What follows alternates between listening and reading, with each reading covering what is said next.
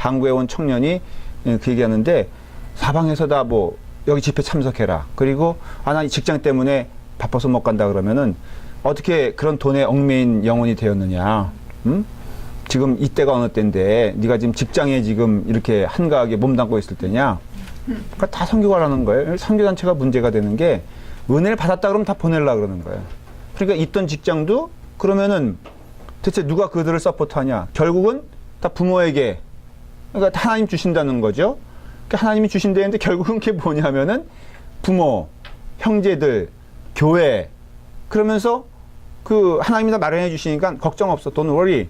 그러니까 너도 직장 지금 직장 다닐 때냐? 그래서 많이 혼란스러운 상태에서 저한테 질문하더라고요. 대체 다 이거 그만둬야 되고 베리치 안 받아야 되고 뭐 이래야 되는 겁니까? 지금 분위기가요. 순교하면 순교하리라 그런 마음으로 얘기들을 하고 마치 그거에 대하여 동조하지 않거나 그러면은 그 굉장히 어떻게 보면은 그 신앙적으로 나태해졌거나 변절하는 정도로 생각하고 있는데 근데 몇 청년들이 와서 얘기했는데 다 동일한 생각을 하는 거예요. 그럴 때 이게 어떻게 해야 되는 것이냐. 뚜레티아스도 조심해야 될 게 여러분 뚜레티아스 안 갔다 오면 구원 못 받은 겁니다. 이렇게 얘기할 수 있어요? 안 돼요. 그거 아니에요. 하나의 그거는 은혜 받는 과정이고 여러분들 오직 구원은요 예수 그리스도를 믿는 믿음으로 되는 것이에요. 그러니까 선교 가서가 아니라 또 아니면 뭐 선교 안 가서도 아니에요. 또 그리고 또 베리치를 받느냐 안 받느냐도 그게 아니에요. 뭐 크레디트 카드를 갖느냐 안 갖느냐 그런 것도 아니에요. 그런 정보의 노출은 이미 우리 가운데 다 이루어졌어요. 그러니까 그걸 걱정하는 게 아니라 그거는 의료적인 면에 있어서 아니 의학적인 또 그런 면에 있어서 받아도 된다? 그거는 정통교단들이 인정하는 거예요. 그건 괜찮다. 다만 중요한 게 뭐냐? 그게 신앙의 고백에 있어서 내가 예수 그리스도를 구주로 고백하느냐 안 하느냐 이거에 대한 분명한 앤서를 가지고 있으라는 것이에요. 그러니까 그게 뭐냐면요. 이 성경적인 다 얘기 들어보면은 성경의 지식이 너무 없어. 성경보다도 그런 것들이 더 앞서가는 거예요. 베리칩이 성경보다 앞서가는 거고 성경적 해석이 그 어떤 그런 것들이 더 앞서가는 현상 그런 거거든요. 여기 보면은 너무나 분명한 디렉션을 성경이 주고 있고 예수님이 주고 있잖아요. 아니 예수 믿으면 다 그 직장에서 떠나야 되느냐? 그거 아니라는 것은 여러분 그 사도 바울 서신과 그 다음에 그 말씀을 읽어보면요. 아니 베드로도 떠났는데요. 여러분 베드로 떠났지만은 예수님께서 떠나지 않아도 되는 사람들 더 많이 만들어 주셨다는 거예요. 자주상사 루디아는 그러면은 자기 직업 다 버리고 쫓아가야지만이 그게 복음이냐? 그거 아니라는 것은 우리가 알거든요. 그러니까 이런 거 또 하나 잔소리하면은 잔소리 아니에요. 이거 일하면서 했잖아요. 예, 그렇죠. 그러니까는 군대에 제가 갔거든요. 제가 그 주특기란 게 있잖아요. 굉장히 이거 어떻게 보면은 좀 복잡한 무기를 다뤘는데요. 이만한 두꺼운 책을 딱 주더라고요. 매뉴얼북에. 근데 진짜 성경 외우듯이 토시 하나 빼놓지 말고 외우는데 시간 일주일 주겠다. 딱 그러더라고요. 이 정도 두께의 이 정도 두께의 책인데 이거를 토시 하나 빼놓지 않고 일주일 동안 외울 수 있을까 없을까? 됐을까 안 됐을까? 딱 간단해. 새벽 2시에요. 고참이 근무 이제 밤새고 들어오잖아요. 그러면 탁 이렇게 때리는 것도 아니야. 그냥 머리카락 하나 톡 건드려. 그때 안 일어나면은 군대 생활 사망해. 바짝 일어나가지고 페이지 몇 페이지 외워봐. 딱 그러면요. 나도 모르게 잘잘잘잘 나와. 6개월 정도가 되면요. 눈 감고 복잡한 무기를 과장이 아니라 눈 감고 분해할 수 있고 눈 감고 조립할 수 있고 어떻게 보면은 눈 감고 쏠 수 있어요. 그때 깨달은 게 뭐냐? 야, 군대에서 6개월 만에 박사가 6개월이 뭐야? 한 1개월 만에 그 분야에서는 박사가 돼버려요. 근데 너무 도전이 되는 게 몇 년 믿었어요. 죄송해요. 김범호 입사님 자꾸만 타겟을 해줘서 키가 크니까 할 수 없어. 응? 뭐 최경영 원사님 웃을 때에 지금? 아이고. 요 근래 와서 조금 저기 뭐 신학교 다니네 뭐 공부하네 그랬지 그 전까지는 방탕한 생활 한 방탕녀였잖아. 그러니까는 우리가 지금 도전해야 돼요. 교회 생활 재밌는 거는 성경이야 성경. 그리고 이 말씀 가운데 은혜 받아 기도하고 또 이 말씀대로 살아가는 게 이 세상에서 열심히 살아가는 가운데 제역에서 어저께 또 한 청년이 신학교를 가겠다고 결심을 해요. 그래서 제가 정중하게 그랬어요. 내가 보기에는 잘 생각해라. 왜냐하면 너는 너무 착해. 착한 사람은 목사 되면 안 돼. 열이면은 안 돼. 좀 강해야 되거든. 근데 내가 보기엔 너는 잘 판단하는 게 좋겠다고 권면을 하려고 그래. 이제 졸업하고 내려오면은. 그런데 어쨌든 여러분들이 그런 의미에서는 이 말씀을 잘 배워서 여러분들이 정말 신앙적으로 이 시대에 올바른 신앙을 가지고 담대한 신앙을 가지고 주님께서 기뻐하시는 사역자, 일꾼들이 되기를 바란다라는 마음에서 한마디 했습니다. 그러려면 나움을 배워야 돼, 안 배워야 돼? 그 얘기하려고 지금 서론을 길게 했어. 자, 미가는 직업이 뭐였죠? 할렐루야, 감사. 이러니까는 내가 고민이 되는 거예요. 양치기. 어디에? 그 정도는 알아야지. 기본이지. 어느 지역에? 1장에 나오는데. 이스라엘. 하여간 저는 성경적인 대답을 원해요. 여러분들. 유다. 남유다. 모레. 사마리아에 아니야. 아유. 안 가르치고 모레셋 사람이니까. 모레셋 사람이니까. 예루살렘 남서쪽. 자, 모레네 사람이잖아요. 모레네 사람. 그 다음 또 질문할게요. 시대는 어느 왕 때예요? 히스기야 왕 때. 그렇죠? 평화로운 때예요? 좋은 때예요? 좋은 때죠. 이런 걸 좀 상식적으로 가지면은 나움도 좀 여러분들이 기억해야 될 필요가 있죠. 자, 나움은 어디 사람이냐? 지명도 잘 몰라요. 엘고스가 어디냐? 알아요? 그냥 이런 거는 그러니까 상식적으로만 알고 있으면 돼요. 지금 현대 그 성경학자들이 엘고스가 어디냐? 솔직히 모릅니다. 다만 이 사람은 분명히 남유다 사람인 건 확실해요. 남유다 사람인데 엘고스가 여기 가사 있잖아요. 가사. 여기 이 정도 예루살렘 밑에. 그러니까는 뭐 미가랑 비슷하죠. 요 지역 정도 사람일 것이다. 그렇게 추측을 해요. 여러분 성경에서요. 그 사람 지명 잘 모르겠다면 대부분 남유다는 어디예요? 여기 찝으면 되고 북이스라엘은 여기 찝으면 돼. 왜냐면 여기가 어디야? 여기가 사마리아거든요. 그러니까는 대강 북이스라엘의 지명, 자, 어딘지 모르겠다 그러면 여기 대강 얘기하고요. 남유다는 여길 대강 얘기합니다. 그런데 첫 번 1장 2절에 뭐라고 되어 있냐면은 니느웨에 대한 경고, 곧 엘고스 사람 나움의 묵시의 글이다. 여러분 그 성경에 언어에 있어서요. 묵시 하면은 무슨 뜻인지 아세요? 그렇죠. 뭐 그렇게 얘기해도 돼요. 자. 예언. 미가서 1장 1절을 읽어볼게요. 안 찾으셔도 돼요. 유대 왕들 요담과 아하스와 히스기야 시대에 모레셋 사람 미가에게 임한 여호와의 말씀 곧 사마리아와 예루살렘에 관한 뭐라고요? 묵시다 그렇게 돼 있잖아요. 그러니까는 그 묵시는 특별히 성경이 다 하나님의 말씀이지만 특별히 묵시라고 할 때는 하나님이 한 영혼을 택하여서 그 영혼에게만 한정된 게 아니에요. 모든 영혼들에게 하나님의 음성을 들려주시기 위한 하나의 과정이에요. 그러니까 예언사라고 했을 때 딱 그 말이 맞았다는 거예요. 아, 지금 일어난 일은 아니에요. 지금 일어난 현상은 아니에요. 그런데 분명히 앞으로 일어날 일에 대하여 어느 한 영혼을 통하여서 하나님이 하나님의 음성을 전하기 원하는 것이에요. 그러니까 그 도구가 되는 그 쓰임받는 입장에서는 자기 말을 하는 게 아니에요. 지금 자기가 어떻게 보면은 이게 정말 이루어질까라고 생각하는 그런 과정에서도 전할 수도 있고요. 요나 같은 경우는 진짜 헷갈리죠. 우리가 보기엔 어떻게 그런 퀄리티의 사람이 예언자가 될 수 있을까? 근데 그 예언자의 특징이 그래요. 예언자는요, 인격적으로 완전해서 예언자가 아니에요. 그렇기 때문에 뭐 오늘날의 목사님들 어떻게 보면은 사회적으로 지탄받을 만한 저기도 그냥 괜찮다라고 얘기하면 안 되지만, 그러나 분명한 것은 예언자의 사명은 자기의 생각을 전하는 게 아니라 누구의 생각을? 하나님의 말씀을 전해야 된다는 것을 아셔야 돼요. 그래서 어떤 때는 참 조심스럽지만 가끔 저한테도요, 이제 그런 그 얘기를 하세요. 이제 이렇게 홀로 된 과부 얘기를 좀 하면요, 어떤 때 저한테 슬며시 목사님, 근데 그 말씀 듣는데 자꾸 누구 얼굴이 떠올라서 그 2부 예배 때는 그 예화를 조금 이렇게 그 평범한 예화요, 그 다음에 나쁜 예화는 아니지만 그 좀 안 하시는 게 어떨까요? 이렇게 부탁하는 분들이 있어요.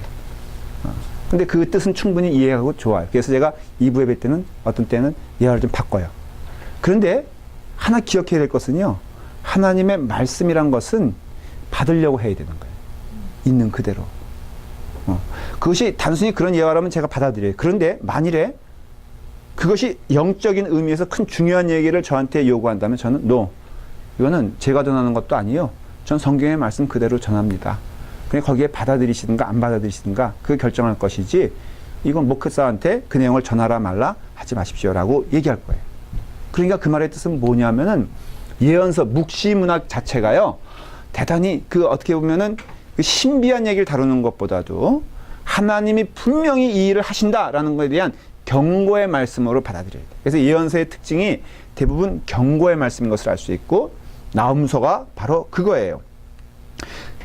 재밌는 것은 니느웨에 대한, 니느웨는 한마디로 말하면 뭘 말하냐면요, 니느웨는 나라 이름입니까? 아니면 도시 이름입니까?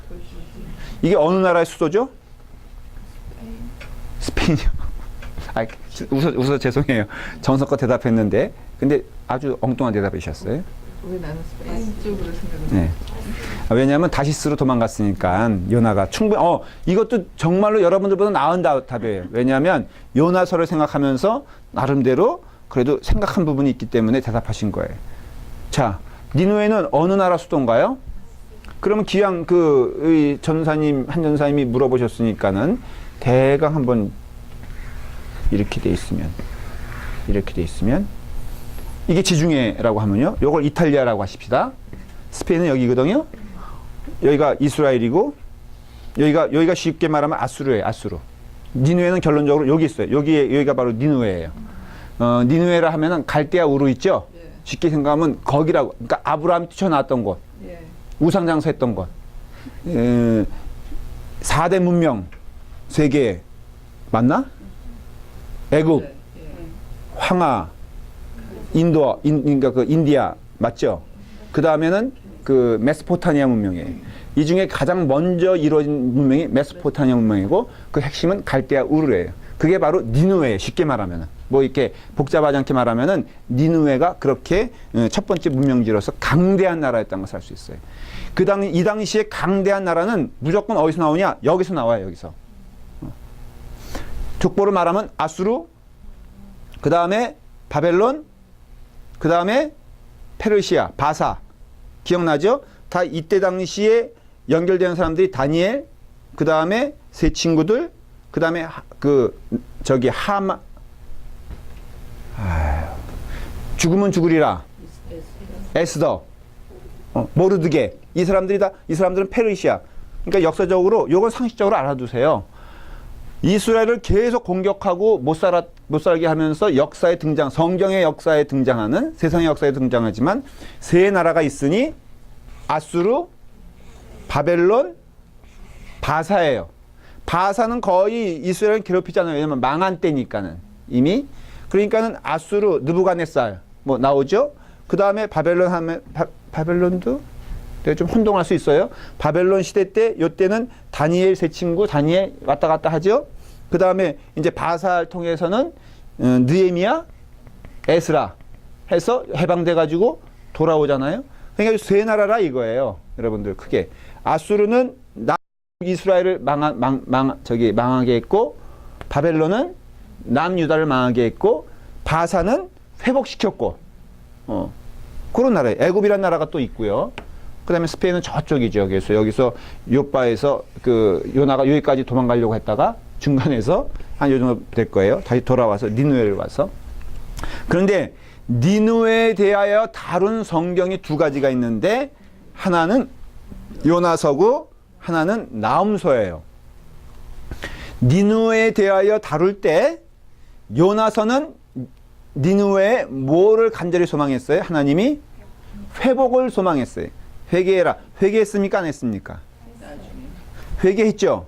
근데 나훔은 하나님이 니느웨에 대한 저주를 선포하고 있어요. 참 이상하잖아요. 어느 때는 회개시키시고 회복시키시고 어느 때는 또 저주를 퍼부시고.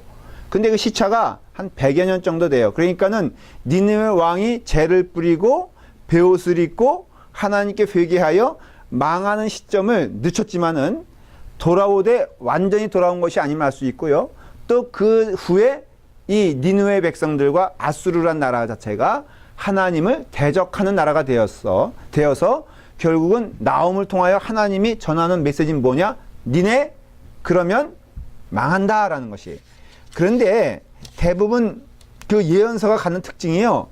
지금 눈으로 보면은 망할 것 같지가 않아. 지금 눈으로 보면은 너무너무 강대하고 지금 눈으로 보면은 평생토록 안 망할 것 같아. 그런데 하나님은 예언자를 통하여 분명히 메시지를 전하시는데 니네 망한다라는 것이에요. 그러니까는 이게 일반 백성들에게 설득력이 있겠어요, 없겠어요? 없는 거예요. 어떻게 그 나라가 망할 수가 있는가? 우리가 그 나라를 의지해야 되는 상황인데 지금 이거는요, 누구에 대한 경고의 말씀이냐면 사실은 그 아수르란 나라, 니느웨란 나라를 어떻게 보면 의지하고 신뢰하고자 하는 누구에게 주는 경고예요? 유대 민족에게 주는 경고예요. 이건 사실은 니느웨, 아수르란 나라 자체에 대한 경고라는 것보다도 그것을 믿고 그것을 의지하려고 하는 그 하나님의 백성인 유다 백성, 이스라엘 백성들에게 니네가 믿고 니네가 따라가야 될, 의지해야 될 그분은 아수르가 아니라 누구다? 하나님이다라는 거예요. 정신 차려라 라는 것이. 그러니까 우리에게 주는 말씀인 거죠. 오늘날의 미국에 대하여 여러분 미국이 망할 것 같습니까? 아니면 영원토록 될 것 같습니까? 머리로는 망할 거다라고 하지만 솔직히 우리 심정은 설마 망하랴. 제가 옛날에 하나 보험을 들은 적이 있었는데요. 그 이제 보험을 듣는 과정에 그 에이전트가 설득력 있게 얘기하는 게 뭐냐면, 목사님, 이거 무너지면 어떻게 해요? 그랬더니, 목사님, 미국이 무너지는 거 상상해 볼 수 있습니까? 보험은 이거는 미국이 무너지면 무너집니다.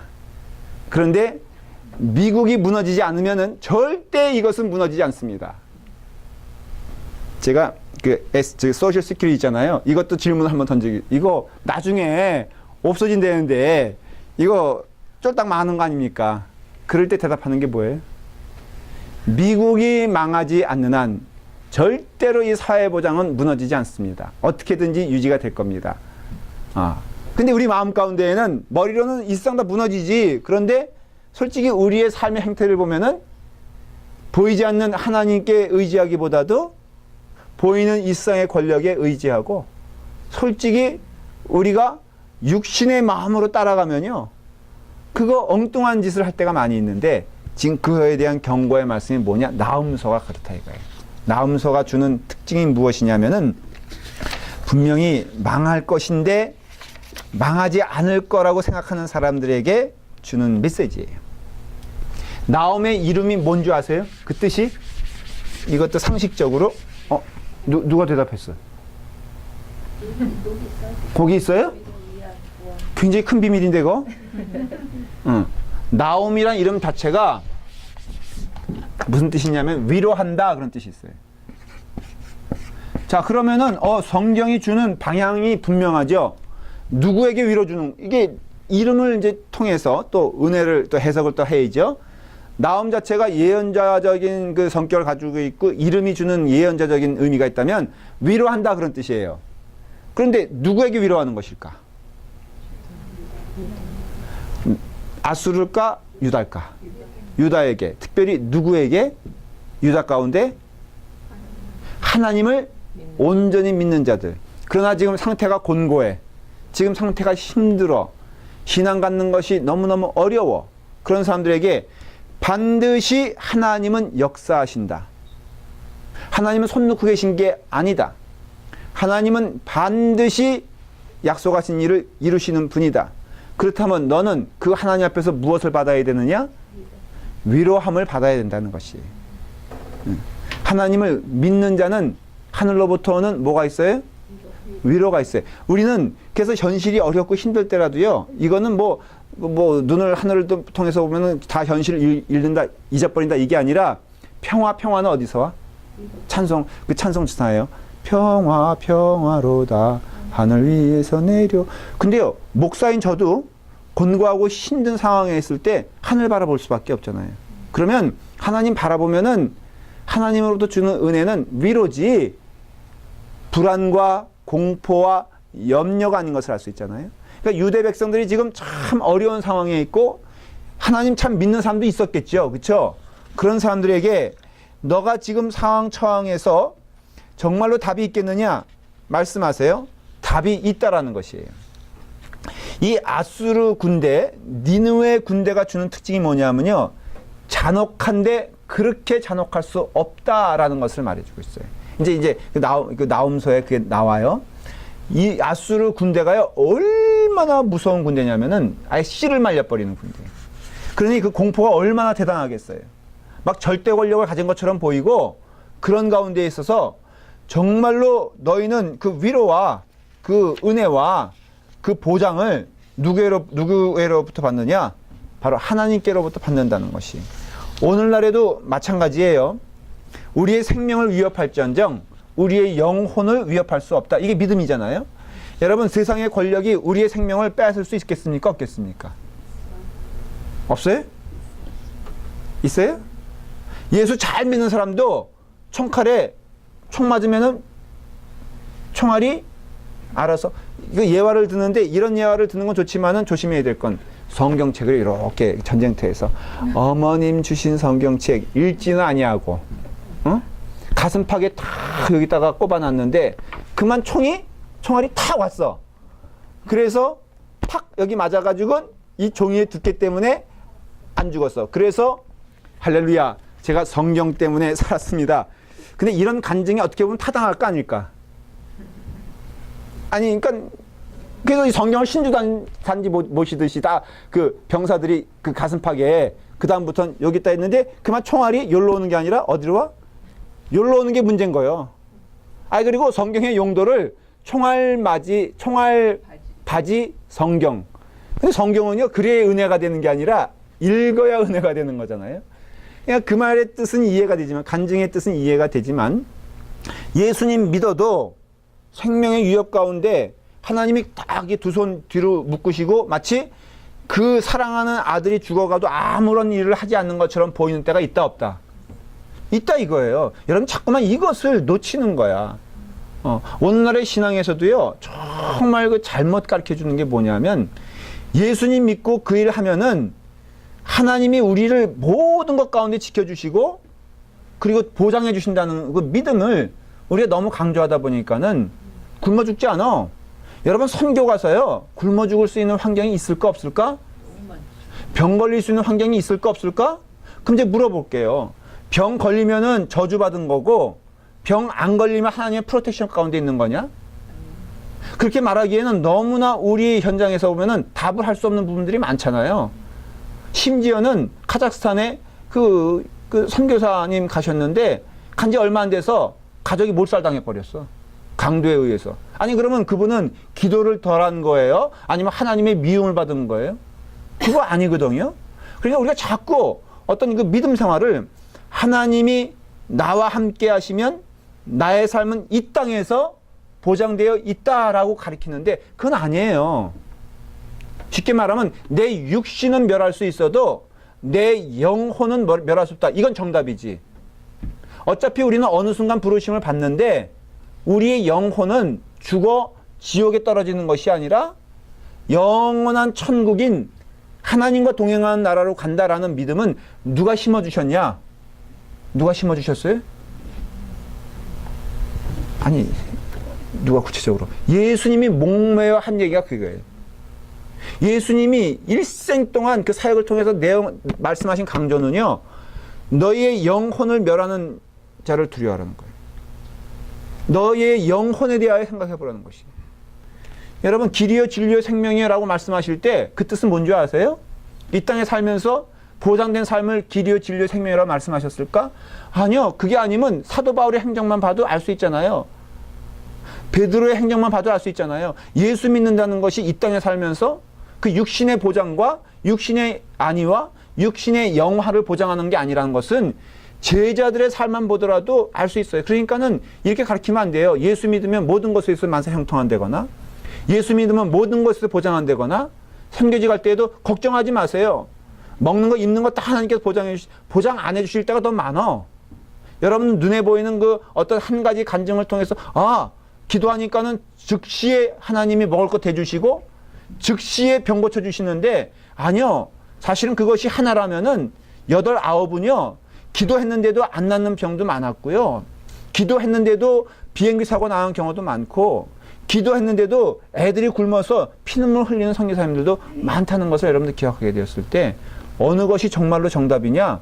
사도 바울과 베드로와 성경의 행적을 보면은 지금 주님께서는 이 땅의 일을 말하는 것이 아님을 알 수 있어요. 그러니까는 이 나음서도 마찬가지예요. 하나님을 믿는 백성, 하나님을 믿는 예언자들의 선포가 있는 유다 백성들에게 육신의 안전을 보장하는 얘기가 아니라, 결국은 이 땅의 절대 권력이라고 생각하는 그 존재는 실체가 없다는 거예요. 망한다라는 것이에요. 그거 의지하지 말아라. 물론 너희들도 그 가운데 고통을 당한다. 그러나 이 땅에 영원히 있을 것처럼 생각하는 것들은 영원하지 아니하고 무너지니, 너희들의 영혼을 그들에게 맡기지 말고 누구에게 맡겨라? 하나님께 맡겨라 라는 것이에요. 그리고 또 하나, 예수 믿는 사람들이 아무리 예수님을 잘 믿어도 이 땅의 모든 일에 대하여 통제할 수 있는 일은 아니다는 것이에요. 다시 말하면 우리가 예수님 잘 믿어도요, 이 세상에 할 일들은 다 하고 있고, 또 그런 가운데 하나님께서는 마치 손을 놓으신 것처럼 보이는 그런 현상들이 많이 생길 때 어떻게 하겠느냐라는 것이 나음서의 질문이요, 답인 것을 알 수가 있다라는 것이에요.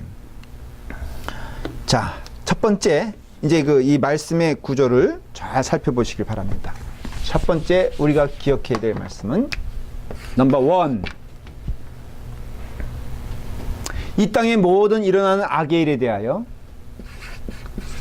하나님의 백성들이 책임질 것이냐, 책임질 수 있는가? 질문을 이해가 되세요? 이 땅의 모든 일에 대하여 하나님의 백성이 책임질 수 있는가? 라는 질문에 대하여 여러분 뭐라고 나음서를 말하고 있냐면은 아니다 라고 말을 하고 있어요. 여러분 구약시대 때 하나님의 백성들이요, 하나님의 백성임에도 불구하고 그 모든 일어나는 일들에 대하여 그들이 통제할 수 있는 능력도 없었고, 그들이 회복시킬 수 있는 능력도 없었으며, 그들이 무엇을 할 수 있는 능력이 없었어요. 이것이 바로 성경에서 말하는 진리다라는 것을 알 수가 있습니다. 그렇기 때문에 우리가 깨달아야 할 것은, 그때 절대 권력처럼 보이는 것은 어느 나라였어요?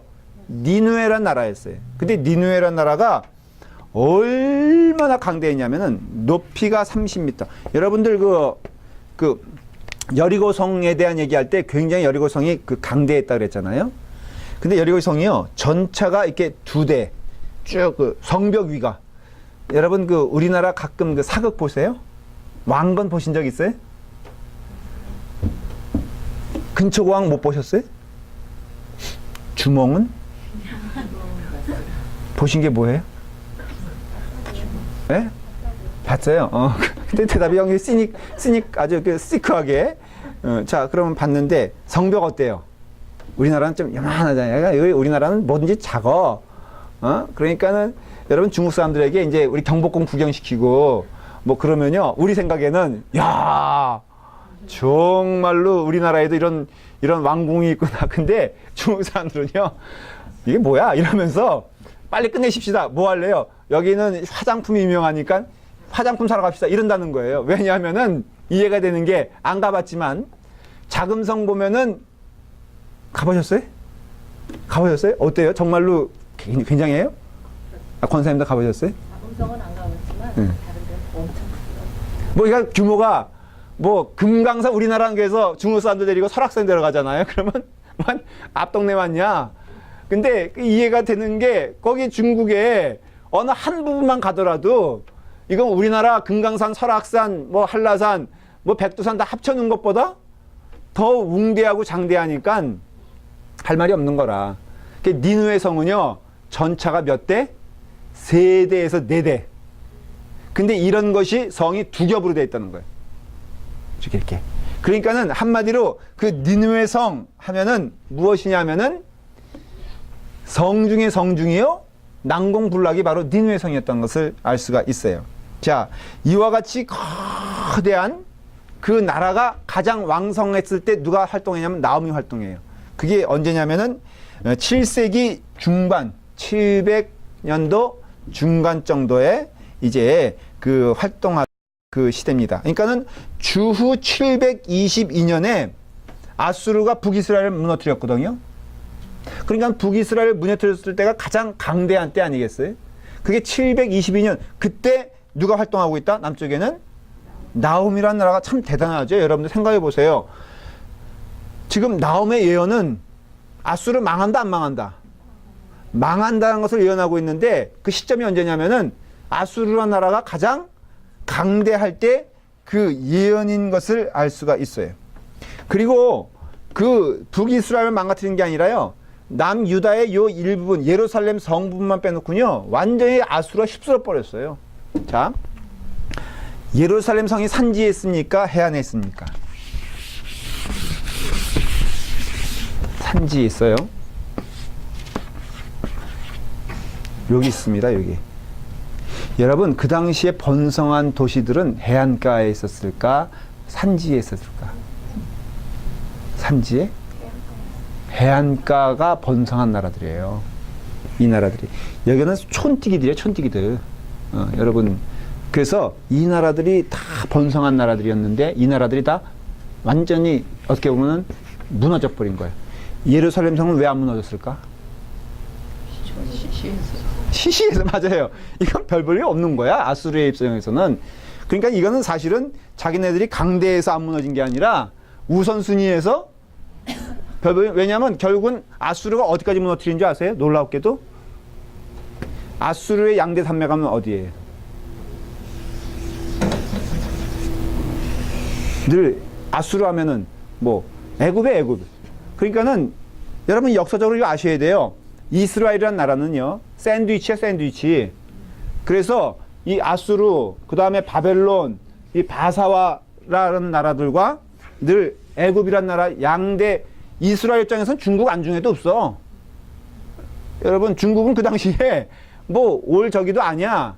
인도가 오겠어요? 중국이 오겠어요? 그러니까는 이스라엘 입장에서는 중국, 인도 그게 강대한 나라가 아니라 그 당시 세상을 지배했던 두 그룹은 바로 아수르와 애굽이었어요. 우리로 말하면은 참 우리나라가 이건 이해가 빨라. 어디하고 어디야? 그러니까 중국이란 나라가 그냥 밀고 내려서 일본 치겠다 그러면은 참 답답한 거는요. 역사적으로 이게 재밌는 게 재미가 아니야. 아주 마음 아픈 게 일본이 목적은 어디예요? 치려고 하는 게 중국의 어느 나라만 쑥대밭 하고선 끝나지? 한국 쑥대밭 시키고선 그 다음에 올라가지도 못해. 그 다음에 또 중국이 또 일본 쑥대밭 하겠다 그러는데 어디까지 와서 멈추죠? 부산까지 와서 못 건너가고 그냥 한국만 이래서 쑥대밭 저래서 쑥대밭 이러다가 수천 년 계도 살아남은 게 하나님의 은혜요? 기적이에요. 맞아요? 틀려요? 그걸 하나님의 은혜라 그런 거예요. 우리로 말하면. 이스라엘 나라는요 진짜 신기한 나라가 이거는 없어져도 금방 없어져야 될 나라야. 아수르 뻑하면 애굽 치겠다고 내려오다가 가지도 못하고 여기서 멈춰. 그 다음에 또 애굽도 기껏 올라간 게 무기또. 여기에요. 그러니까는 그때마다 그 와중에 맨날 고달픈 나라는 어디야? 이스라엘 나라. 한동안 2000년 동안요 이스라엘 나라가 없어져 버렸잖아. 근데 1945년도에 또 태어난 거 보면 어떻게 보면은 이스라엘이란 나라와 한국이란 나라는요, 진짜 역사적으로 연구 대상이야. 이런 나라가 있을까 없을까? 없어요. 중국이 우리나라 봐줘가지고 독립국으로 놔뒀느냐? 여러분, 티벳 틈만 나면은 티벳 뭐 다 먹어 삼키잖아요. 몽고까지도 지금 뭐 먹어 삼키려고 그러고, 그리고 역사적으로 또 그랬고, 그런 거 보면은 이 한국이란 나라가 뭐 중국이 봐줘서 그런 나라가 된 게 아니라 정말로 신기한 거예요. 지금까지 온 게. 그리고 또 하나님의 어떻게 보면 특별한 은혜 가운데 거한 두 민족은 또 따지고 보면은 이스라엘 나라 인정하고, 그 다음에 또 한국, 이거 나움서와 주제와는 상관없어요. 애국적인 관점에서 지금 제가 이렇게 불을 토하듯이 얘기하는 거예요. 우리가 얼마나 특별한 민족인가에 대해서. 그런데요, 이 아수르가요, 이 당시, 나움 당시 좀 지나서는 여기를 먹어버려요. 그래서 여기 애굽이 이때 한동안 또 다시 부활하지만은 애굽이 이때 망해버립니다. 그러니까는 아수르란 나라가 얼마나 그 당시에 강대한 나라였으며 두 강대국에서 한 강대국으로 천하를 통일할 만한 그런 위세를 가지고 있었던 것을 알 수 있는데, 근데 그 아수르란 나라가 쫄딱 망한다. 누가 예언하고, 나움서 보면요, 그냥 망하는 게 아니라 완전히 망한다 라고 얘기하고 있어요. 그래서 예언서예요. 참 하나님의 말씀은요, 여러분, 한마디도 안 이루어지는 것이 없다는 것을 여러분들이 기억하고 있어야 됩니다. 그런 가운데 이스라엘 사람들의 책임, 이런 와중에 세계를 책임질 수 있는 능력이 이스라엘 사람들에게 있느냐? 없다라는 게 나움서 얘기예요. 지금으로 말하면은 여러분들이 그 신자의 입장에서 하나 조심해야 될 것은, 이 땅의 모든 역사적 흐름은요, 신자들이 땀 흘려 수고한다고 변하지는 않습니다. 그거는 사실이에요. 무슨 소리냐면은 멸망의 길로 가는데 우리가 이 땅을 지배하고 우리 신자들이 이 땅을 변화시킬 수 있는 능력이 성경적으로 말하면 있다 없다? 없어요. 그건 패배적인 것을, 우리가 뭐 한국에서 이명박 대통령이 대통령을 선출됐을 때 한국교회가 야심찬 꿈을 가지고 있었어. 그게 뭔 줄 아세요? 장로가 대통령 되면은 이 한국은 기독교 국가가 될 것이다. 이루어졌어, 안 이루어졌어? 여러분, 이승만 대통령의 교회 직분이 뭐예요? 몰랐어요? 이승만 장로예요, 장로. 김영삼 대통령의 교회 직분이 뭔 줄 아세요? 따지고 보면은 장로 아닌 사람들 대통령 된 사람보다도 어떻게 보면은 장로들이 대통령 된 사람들이 더 많다고 할 수 있을 정도예요. 그런데 여러분, 이런 걸로 인해서 하나님이 어떻게 보면은 그 허락하신 역사의 흐름, 하나님이 허락한 역사의 흐름은 어떻게 보면은 말이 좀 이상하지만 멸망입니다. 이 땅은요, 더 좋아지는 세상으로 가는 게 아니라 이 땅은 멸망의 세계로 가고 있다는 것을 먼저 인정을 해야 돼요. 잘 들으십시오. 뭐 내가 그렇다고 해서 낙심하여 살라는 게 아니라 이 성경의 말씀을 통해 깨달을 할 것은요, 요한계시록을 통해서 보면은 이 세상은 점점점 지금 멸망의 길로 가고 있다는 것을 아셔야 돼요. 우리가 아무리 그 점에서는 내가 그게 성경에서 말하는 게 아니에요.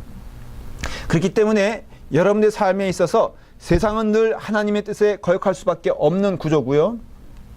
우리는 그런 구조 가운데 살고 있다는 것을 여러분들 기억하셔야 돼요. 그래서 신자들은요, 이 삶에 있어서 어떠한 삶을 살아야 되느냐? 1장 7절 말씀이에요. 자,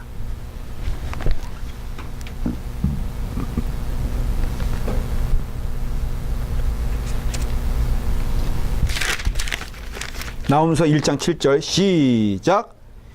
여호와는 선하시며 환난 날에 산성이시라. 그는 자기에게 피하는 자들을 아시느니라. 이거는요, 결론이에요. 환난 날 하나님이 지배하시고 하나님이 역사하시는 게 나움의 시대라고 한다면은 환난 날이 있을까 없을까? 질문, 답을 해보세요. 이상하지 않아요? 전능하신 하나님인데? 이 질문에 대한 답을 하셔야 돼요. 모든 것의 주인 되시는 하나님이신데, 그래서 혹자는 이게 잘못 넘어가면요, 그래서 이원론이 나오는 거예요. 그게 뭐냐면 우리 신앙 요즘 그 구원파가 극단적인데요. 선교단자들 가운데 좀 실수하는 게 이런 거예요. 뭐냐면은 이 땅은 악의 영에 사로잡힌 땅이니 하나님이 하나님의 능력의 손으로 구원시켜 주시옵소서라고 하면서 전제를 하는 것이, 인정을 하는 것이 이 땅은 사탄의 지역이다라고 전제를 해요. 근데 그게 성경적으로 너무너무 잘못된 얘기가, 하나님이 사탄에게 밀려가지고 튕겨져 나오는 지역은 지역적으로 말하면 없다는 거예요. 시간적으로도 그 사탄도 하나님께 묶여있는 자예요. 왜 하나님이 그 사탄의 영역, 그러니까 어떻게 보면 사탄의 그 어떤 것을 존재를 인정하시는지, 그거는 솔직히 우리가 깊이는 알 수 없어요. 근데 분명한 것은 현실로 보면 있어요. 사탄의 영이 있냐? 있어요. 예수님도 사탄아 물러가라 그랬잖아요. 있어요. 그런데 왜 하나님께서 그 사탄의 영역을 그렇게 인정하시는 듯이, 왜 하나님의 손이 짧은 듯이 마치 이 땅은 사탄의 영역이요, 저 땅은, 그래서 우리는 흔히 그렇게 표현하죠. 미국은 하나님의 땅, 이라크는 사탄의 땅, 이렇게 생각하는 사람들이 있더라고요. 그리고 뭐 터키는 악의 영이 지배하는 땅. 그러니까 우리가 지금 가는데 해방시키러 간다. 이거는요, 이원론이에요. 이게 구원파가 하는 얘기거든요. 그러니까 그것이 너무 깊게 들어가면은 이단적인 요소가 되는 거예요. 그렇다고 해서 그러면 그렇게 말하는 사람들 이단은 아니에요. 순수하게 예수님 믿고, 그러나 그 열정이, 가르침이 잘못돼 버리면은 이게 깊어지면요. 그래서 젊은 사람들 참 잘 가르쳐야 되는 게, 잘못된 선교적인 그 마인드가 있는 사람들은요, 이원론 성격이 강해요. 그래서 결국 너와 나가 너무 분명해져. 대화하다가 조금 하다가, 예를 들어서 그 자기 뜻에 안 맞으면 무조건 그 다음부터는 이단 되는 거예요. 예를 들어서 나 선교 간다. 그런데 나 모든 것 버리고 가마. 그러면 이 주변에 있는 사람들이 그게 꼭 하나님의 뜻이겠냐? 뭐 은혜 받는다고 해서 다 가면은 어떡하냐? 그러니까 나 한번 잘 생각해봐라. 그러면 이미 사탄에게 묶여있는 자. 그렇게 해석을 해요. 진짜로. 대화해보면은. 그래서 너무 거기에 대한 어떤 열정과 그 비전과 콜링이란 것을 오직 한 원웨이만 생각하는 거예요. 은혜 받으면 무조건 세상의 직업은 가지면 안 돼. 그 사람도 손가락 빨고 있어. 세상의 직업 가져라. 그러면은 왜 가져야 되냐? 악의 무리, 내가 그러면 그 악의 무리에 머리를 숙여야 되겠느냐? 그게 옳은 것이냐? 나는 그렇게 비굴하게 살 바에는 나는 굶어 죽을지언정? 아니, 굶어 죽지 않는다. 왜? 하나님이 나를 지켜주시니까. 돈이 없어. 비행기표도 없는 거야. 그러니까 결국은 또 악의 무리에 묶여있는 사람들에게 가서 날 뭐 해달라 그래요? 도와달라고. 지원해달라 그런 거예요. 이게 말이 되냐 이거예요. 그러니까 선교 단체들이 잘못 가르치면 안 되는 게, 이게 모든 게 다 그렇게 대화하다 보면요, 마치 선과 악이 분명, 자기는 무조건 선이야. 너무너무 열정이 뜨거운데 이 기존 교회에서 그 다음부터는 교회와 문제가 생기는 거예요. 이 교회 보면은 세상에 불 붙어 있는 것 같거든. 목사님들 보면은 그냥 희미해. 뭔가 없어. 그러니까 우리만은 순수한 복음을 가지고 나아가고 당신들은 아니다 이거예요. 그래서 오히려 세상 사람들보다 원수처럼 대하고, 그게 무슨 실수냐면은 이원론적인 사고방식이 물들기 시작하면 이게요, 경계선일 뿐 여기 조금 넘어가잖아요. 그러면은 사탄과 하나님의 영역이 너무 분명해진다고 생각하면서 자꾸 이렇게 뭐라 그럴까. 그게 구원파가 뭐냐면은, 뭐 말씀드렸죠. 제가 예를 들어서 성역 공부 나오려고 그랬는데 스프링클러가 탁 튀어가지고 물에 툭 튀었어. 그러니까 지금 사탄이 나를 공격하고 있다는 거예요. 그러니까 어떻게 해야 되냐? 그러면 나와야지 성역 공부. 근데 사탄이 문 밖에서 공격하고 있기 때문에 여기는 지금 어디 영역이야? 사탄의 영역이니까 이걸 피하려면은 거기를 뚫고 가면 물 맞으면 더 사탄의 유혹을 받으니까 그걸 뒤로 백해가지고 집으로 들어왔다. 여기는 적어도 내가 기도하는 영역이니까 하나님의 영역. 잔디밭은 사탄의 영역. 제가 여러분들 웃죠? 여러분들이 잘못된 가르침을 받기 시작하면요, 반드시 이렇게 됩니다. 젊은 청년들 대화해보면, 특별히 선교단체의 어떤 잘못된 이렇게 가르침을 받는 사람들 보면요, 너무너무 적대적인 걸 알아요. 쫙 대화해보면. 그리고 조금만 그 생각이 벗어나기 시작하면은 너는 이미 악의 영에 사로잡힌 자, 나는 하나님의 영에 사로잡힌 자. 너와 나와는 아무리 친한 친구라도 너와 나는 같은 길을 가는 게 아니야. 딱 그렇게 되는 거예요. 독선이에요. 독선이에요. 그 넘어가면 이단이 되니까. 신천지도 마찬가지. 신천지도요. 왜 그들이 우리가 보기엔 너무나 어리석은 일에 목숨 거는지 아세요? 그 교주가 어떠한 엉뚱한 짓을 해도 왜 그것이 아멘인 줄 아세요? 그거는 선과 악이 벌써 그래서 모든 것 예를 들어서 그 교주가 엉뚱한 짓을 하고 그것을 소문내면은 음해하는 세력이야. 그게 바로 이게 나움서에서 질문하는 게 뭐냐면요. 하나님의 영역은 한계가 없다는 거예요. 근데 너희가 함부로 너희가 너희의 능력으로 세상을 변화시킬 수 있느냐? 이게 말한 대로요. 잘못된 신앙관을 가지면요. 하나님이 내게 주신 능력으로 내가 못할 것이 없다. 근데 예수님은 왜 그렇게 초라하게 십자가에 달려 돌아가셨어? 하실 능력이 그렇게 있으시다면은. 그렇기 때문에 우리의 신앙생활에 있어서 이 세상에 있어서 우리가 하나님께 피하여 하나님께 간절히 소망하는 것은 맞는 얘기지만 이 땅을 우리가 그 하나님의 흐름을 아니면은 이 땅의 모든 일에 대하여 우리가 책임질 수 있는 부분은 없다는 것을 기억하셔야 돼요.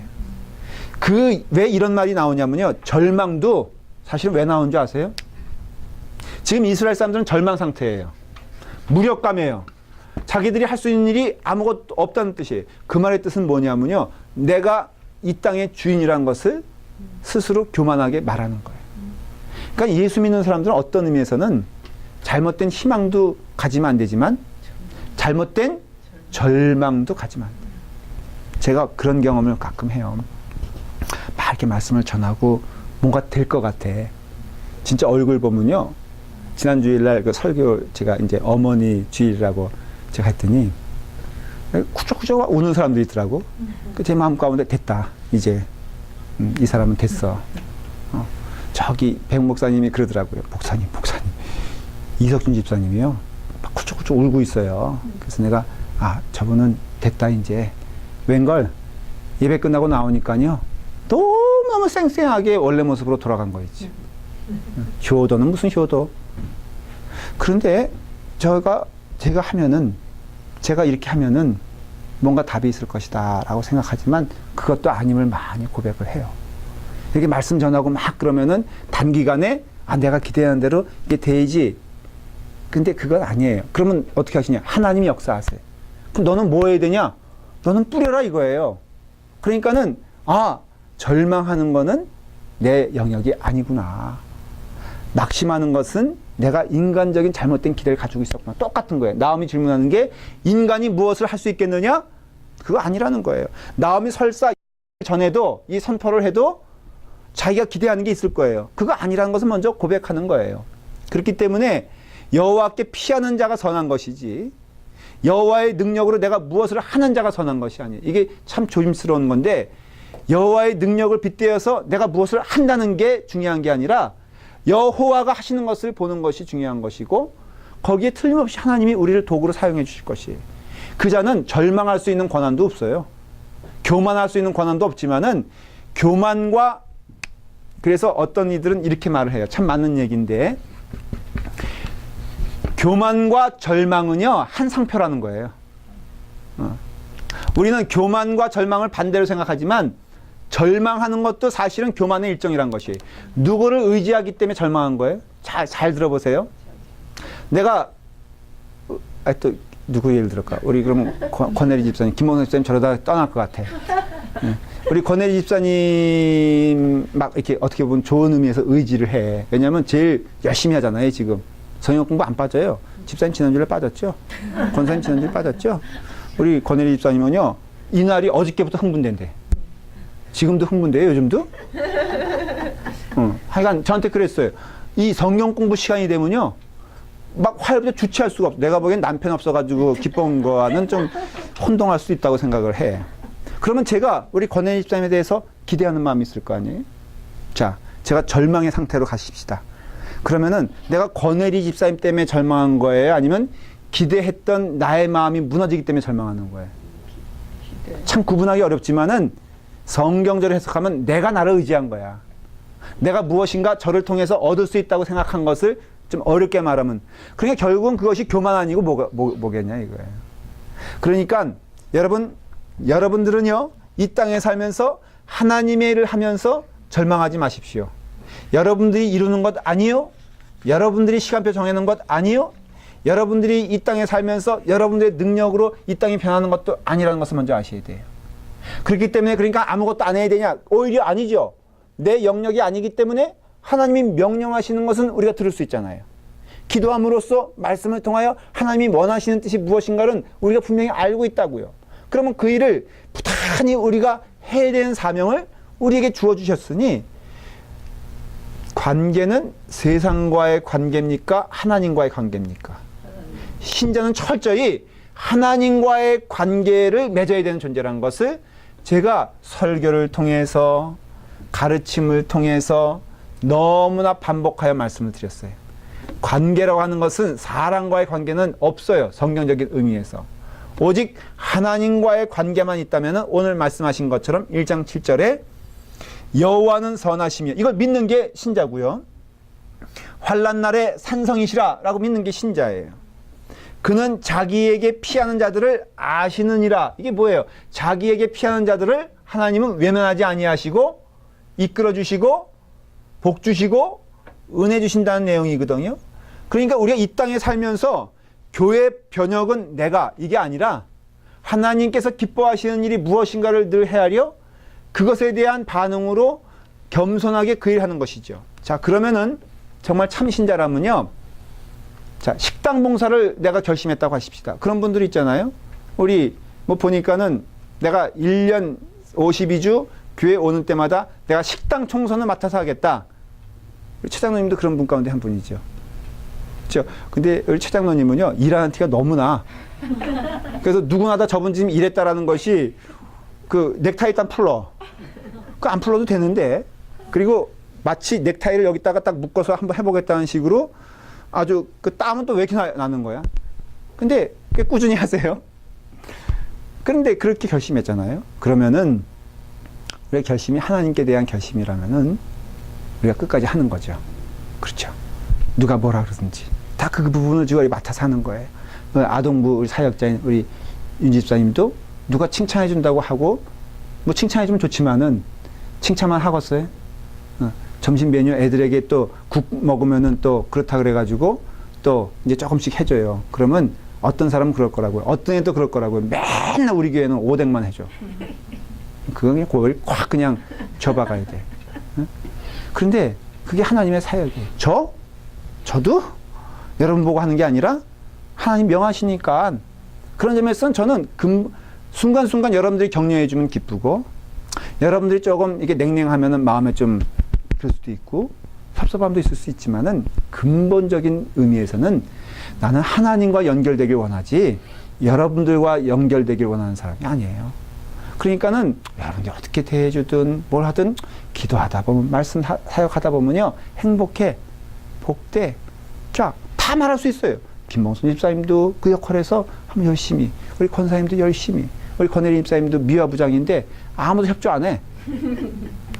그러면은 부원도 없잖아. 그러면 없으면 어때? 하는 마음으로 온 교회 페인트는 내가 칠한다. 해가지고 내일부터 앞치마 두르고 칠하다 보면은 우리 키 큰 김봉선 집사님이 가만히 있겠어요? 그러니까 또 하고 그거예요. 그래서 하나님의 백성이 이 땅을 책임지는 게 아니라 하나님의 백성은 오직 하나님만 바라보며 순종하는 것이다 라는 것이 나음서에서 주는 첫 번째 질문이에요. 두 번째 질문은 오늘은 거기 안 들어가겠지만 제목만 말씀을 드릴게요. 두 번째 질문은 뭐냐면은 그럼 하나님의 백성의 원수가 이 땅을 책임지는가? 소위 말해서 니느웨를 말하는 거예요. 그러면 니느웨가 이 땅을 책임지는가? 결론은 뭐예요? 아니다라는 것이에요. 마치 책임지는 것처럼 보여도 결코 그 니느웨가 이 땅을 책임지지 못한다는 것을 기억해야 돼요. 그러니까 무너진다는 것이에요. 다시 말하면 무너지는 곳에 거기에 내 몸을 묻고 있으면은 같이 무너지죠. 세 번째 질문은 뭐냐? 그럼 하나님이 책임을 지시는가? 결론은 간단해요. 하나님이 책임져 주세요. 하나님이 예언한 대로 이루어 주세요. 자, 한번 여러분들이 1장 8절을 보세요. 그냥 이게 예고편이에요. 1장 8절 시작. 그가 범람하는 물로 그것을 진멸하시고 자기 대적들을 흑암으로 쫓아내시라 그랬죠. 절 보세요. 놀라운 일이 벌어졌어요. 난공불락 니느웨가 어떻게 무너진 줄 아세요? 안 궁금해? 홍수요.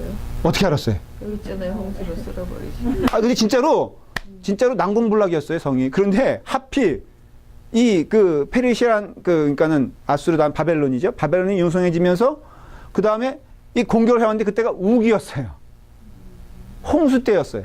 근데 역사상 없던 홍수가 그때 내린 거예요. 그래서 주요 성벽이 무너져 버렸네. 그 난공불락이 그렇게 무너질 거라고는 전혀 생각하지 못했던 역사상 자기네들이 경험한 처음 홍수가 하필 났는데 그때가 마침 그 나라가 그 상대 대적이 쳐들어온 날이었어요. 그리고 그것이 주요 방법이 우수수 무너져 버리니까는 이걸 어떻게 당해내. 그래서 아수르가 망했어. 이건 역사적인 사건이에요. 그래서 홍수로 무너졌어요. 근데 보니까는 예언서에 물로 망한다. 요한계시록 보면 이 땅은 뭘로 망할까 많이 궁금해요.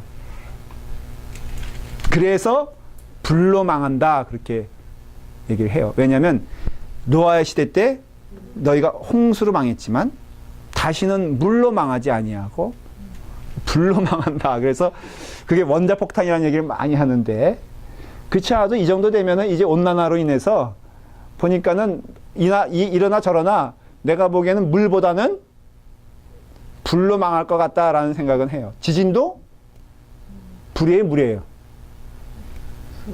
지진하면 불나지요. 지진은 불의 현상이에요. 밑에 있는 그 불이 어떻게 말하면 끌어올라가지고 그 마그마 아니에요, 사실은. 그게 요동쳐가지고 그 불이 결국은 땅으로 올라오는 게 화산이고 그것이 움직이는 게 그게 지진이거든요.